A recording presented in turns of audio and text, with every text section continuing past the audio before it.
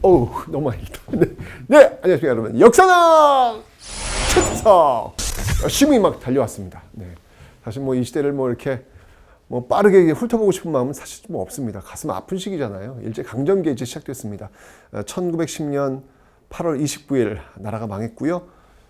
그리고 이제 35년간 일제의 통치가 시작됩니다.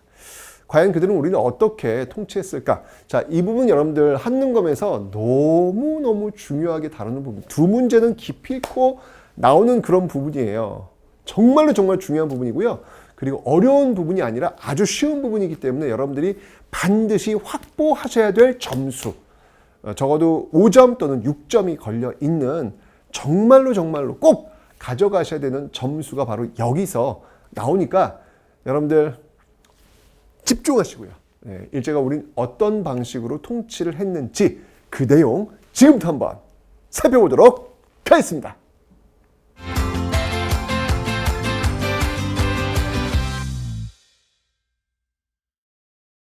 자, 여러분들 일제 정책이 10년대, 20년대, 30년대 이렇게 나뉘어서 바뀌어요.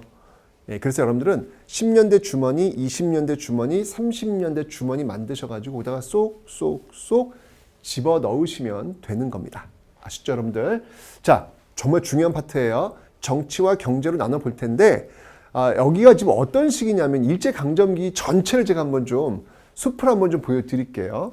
자, 일단 기본적으로 일제의 정책이 뭐냐를 여러분들 좀 아셔야 돼요. 자, 일제 식민지 지배 정책. 자, 그런데 이 일제 식민지 지배 정책을 어떻게 구분하냐면 나누셔야 돼요.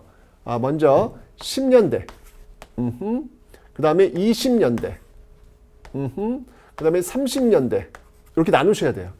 나눈 다음에 10년대 정책, 20년대 정책, 30년대 정책 본 다음에 그 다음에 어떻게 저항하였느냐 이 저항 파트를 좀 보셔야 돼요. 자, 그래서 여기에 맞서가지고 우리가 어떻게 저항하였느냐. 근데 저항하였는데 국내에서 저항한 것과 자 보세요. 자, 국내에서 저항한 것과 그 다음에 국외에서 저항한 것들이 좀 달라요. 그래서 그걸 또 구분하셔야 돼요. 국내의 저항과 국외의 저항을 구분하셔야 돼요.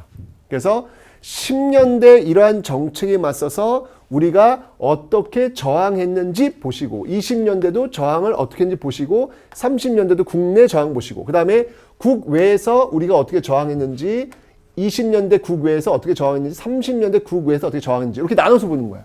나눠서 본 다음에 과연 일제 정책에 맞서가지고 우리는 어떻게 저항하였는가 그 저항의 역사예요. 저항의 역사.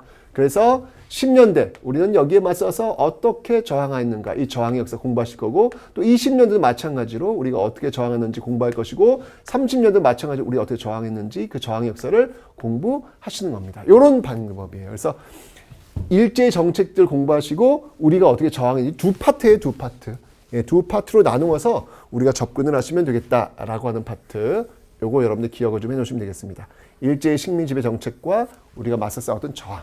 그래서 오늘은 여러분들 일제의 그 정책들을 보는 거예요. 10년대, 20년대, 30년대 각각 어떻게 일제가 우리를 통치했는지 그 내용들을 살펴보는 시간이다라는 겁니다. 자, 숲 보셨죠, 여러분들? 좋습니다. 자, 이제부터 10년대, 1910년대 한번 살펴보도록 하겠습니다. 자, 먼저 이 10년대, 1910년 8월 29일부터 시작되었던 이 모습입니다. 그죠? 강제로 좀 빼놨단 말이에요. 예, 그러니까 저항이 있을 수 있잖아요. 그래서 강제로 찍어 누르는 그런 모습들을 보이고 있습니다. 그걸 우리는 뭐라 하면 그러니까 군인 무자, 뭐 싸울 무자, 뭐 이런 걸 떠올리시면 돼요. 아주 그냥 강압적인 방법으로 지금 통치하는 방법 이렇게 떠올리시면 되겠습니다. 그래서 무단 통치라고 하는데 이 무단 통치의 핵심적 키워드는 뭐냐면 역시 군인들이 등장하는 거예요. 바로 헌병입니다. 헌병. 네, 바로 이 헌병 경찰의 역할을 헌병이에요. 세상에. 원래 경찰은 민간인 대상이고 헌병은 군인 대상이잖아요. 그런데 그 경찰의 역할을 그 헌병이 대신하고 있다라고 하는 겁니다. 이게 얼마나 무섭습니까, 여러분들? 공포 분위기를 만드는 거예요. 그래서 이 헌병들은 뭘 갖고 있냐면 즉결 처분권을 갖고 있어요. 즉결 처분권. 네, 재판 넘기지 않고요. 바로 거기서 즉결 처분할 수 있는 그런 권리를 갖고 있을 정도로 강압적인 방법이라는 얘기죠. 그 중에서 하나의 방식이 뭐였냐면 또 때릴 수가 있어요. 딱 딱딱 바로 이걸 우리는 태형이라고 합니다. 근데 너무 놀라운 건 뭐냐면 이거 완전히 차별이에요. 왜냐면 오로지 조선인만. 예, 일본인 또 해당되지 않습니다. 때리는 게 오로지 조선인한테만 해당되고 있다라고 하는 거. 역시 차별이구나. 그 다음에 여러분들 교실에 누가 들어오냐면 선생님 들어올 거 아니에요. 근데 선생님이 칼을 차고 들어와요. 와, 칼찬 교사의 모습. 큰일 났어. 지금 완전히. 얼마나 무섭겠어요. 그 어릴 때 그 칼소리, 그 쫙 집어넣는 그 소리. 어렸을 때 엄마 깜짝깜짝 놀랄 겁니다. 그죠? 그게 아마 트라우마로 평생 할 거예요. 왠지 나중에 커서도 일본인 앞에 서면 움츠러들게 만드는 그런 모습들을 어렸을 때부터 학습시키는 게 아닐까라는 생각이 듭니다. 그 다음에 여러분들 이때 중추원이라는 곳이 있습니다. 선생님 중추원이 많이 들어봤는데요. 고려시대에도 중추원이 있었고 독립협회에서도 중추원이 있었고 이 중추원 그런 거 아닌가요? 자, 이 당시에는 여러분들 이 총독의 자문 역할을 합니다. 이것은 철저하게 친일 인사들로 구성이 되어 있겠죠. 기억하시면 되겠습니다. 자, 여러분들 이때부터는 조선 총독부예요. 조선 총독부. 그죠? 조선 총독부 이 정책의 어떤 그 틀이라고 하는 것들은 바로 이 조선 총독부에서 출발하고 있다. 조선 총독부. 그 이전까지는 여러분들 통감부였잖아요. 통감부. 그죠? 그 이전까지는 통감부였는데 이제는 총독부가 된 거죠.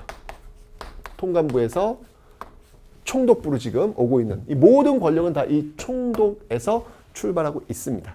바로 이런 총독을 자문하는 어떤 그런 기능들을 지금 하고 있다라고 하는 거. 이게 중추원에서 하고 있는 것이죠. 그러니까 친일 인사를 이런 식으로 지금 등용하고 있는 그런 모습들입니다. 이게 무단통치예요. 공포 분위기죠, 여러분들. 10년 뒤 분위기라는 얘기. 아, 이렇게 됐구나. 무서웠겠구나. 그러니까 여러분들 신민회, 비밀결사 형태로 움직이다 결국 1911년 백오인 사건으로 해산되는 어떤 그런 모습들이 연결되는 겁니다. 자, 10년 대 모습 봤어요. 자, 정치적인 측면. 자, 이런 것들이 바로 이제 정치면에서 나타나고 있더라. 라고 하는 거 기억하시면 되고요.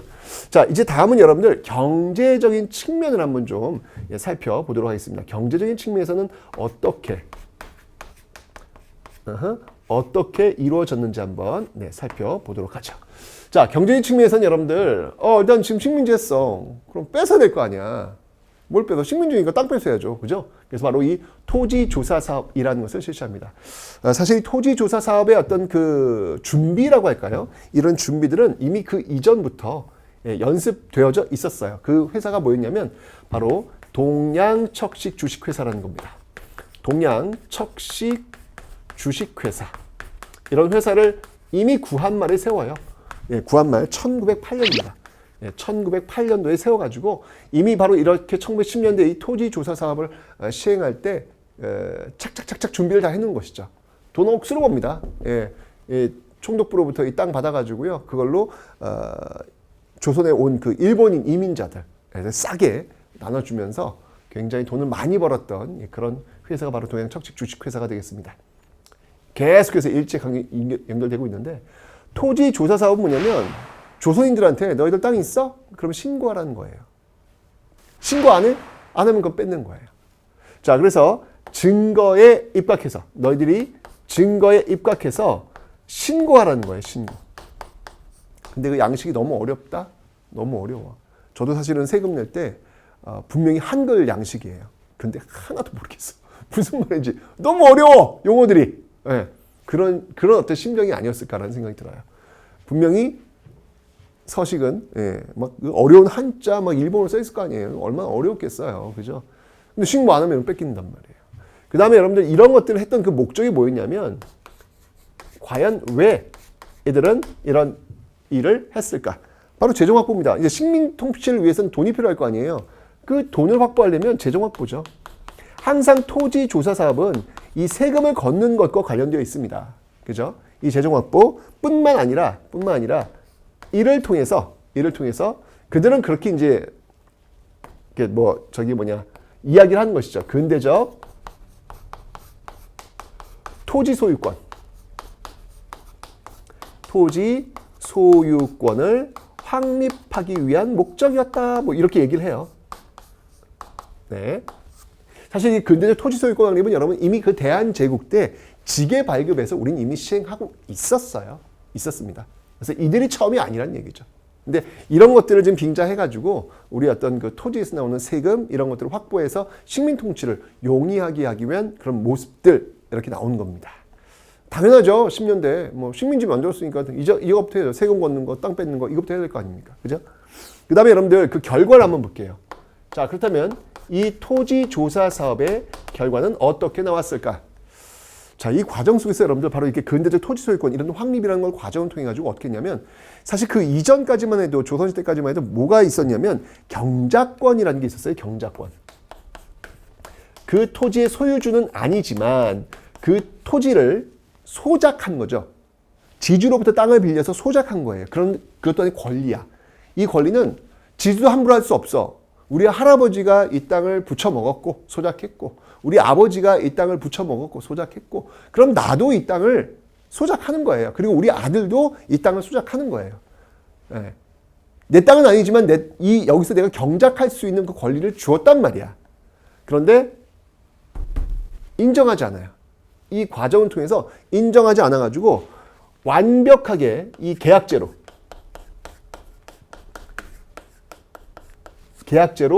바꿔놓고 있다는 얘기입니다. 그러니까 어떻게 본다면 이런 거예요. 정규직, 이 정규직을 비정규직으로 만들어놨다. 이렇게 보시면 되는 것이죠. 그러니까 더욱더 농민들은 열악해질 수밖에 없는 것이고 지주의 눈치를 볼 수밖에 없는 모습들. 그 지주들은 대부분 일본인 지주일 수도 있고 친일 지주일 수도 있고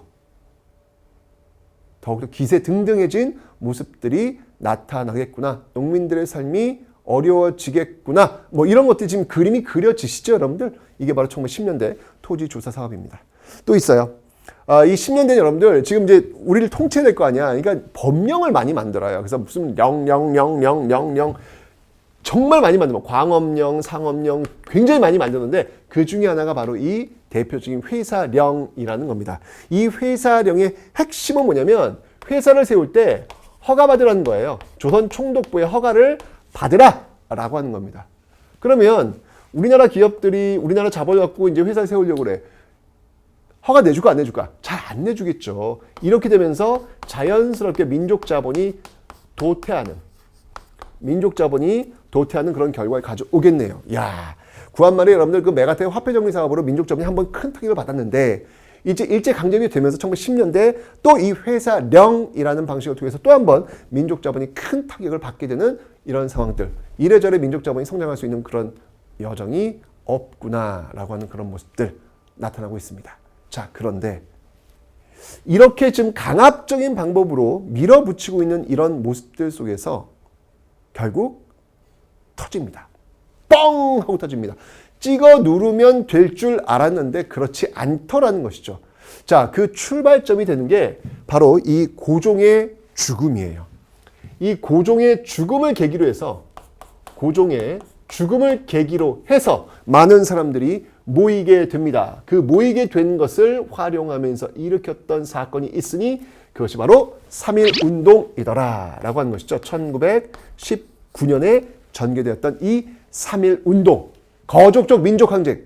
지금 당시 인구가 2천만이었는데 그중에 200만이 참여할 정도로 집집마다 거의 다 한 명씩 나왔다는 이야기 아니에요. 그 거족적 민족항쟁이 뻥 하고 터진 거예요. 엄청난 사건이죠. 일본이 깜짝 놀랐어요. 이렇게 찍어 누르면 잘 따라오는 순둥이 조선인들이라고 생각을 했는데 이게 웬일? 뻥 터진 것이죠. 일본은 놀랐습니다. 자, 이렇게 되면서 일제는 1910년대에 시행되었던 이러한 통치 정책을 전면적으로 수정할 수밖에 없는 상황에 내몰리게 됩니다. 이러면서 3.1운동 그 결과로 1920년대, 10년대와는 전혀 다른 통치 형태가 나오게 됩니다. 과연 어떤 모습일지 지켜보시죠.